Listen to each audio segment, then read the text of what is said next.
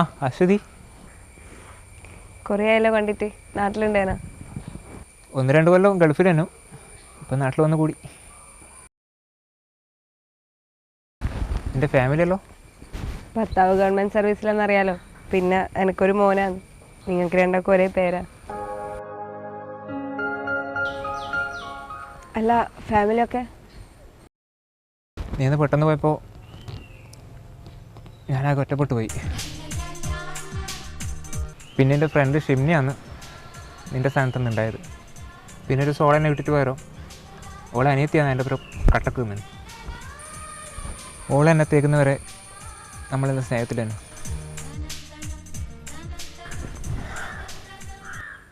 ഭാവിയിൽ എനിക്ക് കുട്ടികളുണ്ടായാലേ നിങ്ങൾ മൂന്നിൻ്റെയും പേരിടണമെന്ന് ഞാൻ വിചാരിക്കുന്നു.